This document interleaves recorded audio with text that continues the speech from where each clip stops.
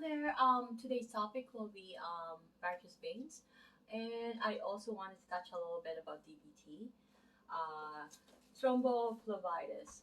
Okay, so what is varicose veins? Actually, I'm gonna talk about DVT first. Okay,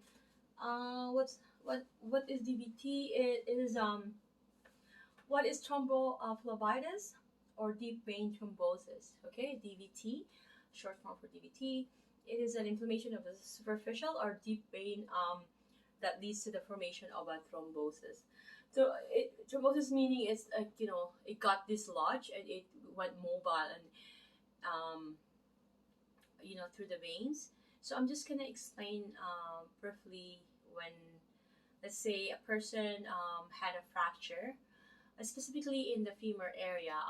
That's really a risk for DVT, because what's gonna happen is after a fracture, um, that person will be immobilized, and then the vein will be stagnant, just like a pregnancy. Um, in the case of a pregnancy, right? There's the inferior vena cava is being compressed because of the fetus growth. So there's factors that could lead to thrombophlebitis or GVT. Again, I'm having a hard time pronouncing this. Okay, I'm gonna read the short definitions here. Okay, so it is not a condition that could be treated. It is more like how do you call this?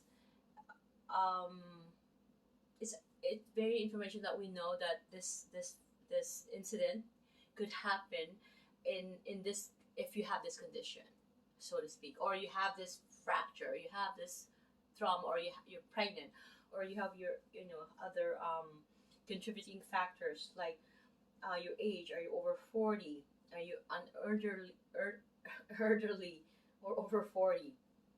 And if you have any fracture, although a 20-year-old athlete and healthy can also develop because of that venous status, right? So prolonged immobilization, that's also a factor that's given. Cardiac failure or stroke and heart disease. So anesthesia and surgery, any trauma, especially to the leg or pelvis as well. Any burn patients are specifically susceptible to pulmonary embolism. Yeah, I remember I did a video with regards to burns, and I watched that show. It's called This Is Us. And the leading character, the guy, it's an amazing show. So he was okay. They brought him to the hospital, but because of pulmonary embolism, right? It's very very something that we need to really watch when this happened. Let's say there's a burn and they were able to exhale, some gas, right? So it's so important that we know if these were become mobile or dislodged. Okay, I'm gonna explain how it is being dislodged.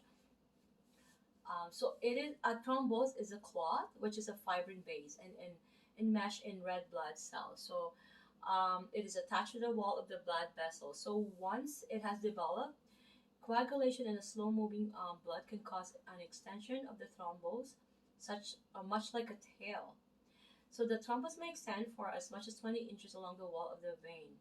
So a thrombus formed because of the combination of factors that includes the increased coagulation of venous blood, status of the blood, and the injury of the wall of the blood vessels. Okay, so the presence of a thrombus can lead to occlusion of the lumen of the blood vessels. So majority of the thrombi, almost 94%, develop in the base and of the legs. Commonly, the condition refers to the superficial vein thrombosis or deep vein thrombosis. So, depending on the vein affected, the presence of a deep vein thrombosis is of greater concern. Okay, so when we're dealing with the superficial or varicose veins, but that's also a factor to look out, because it could also be a greatest concern for developing a DVT.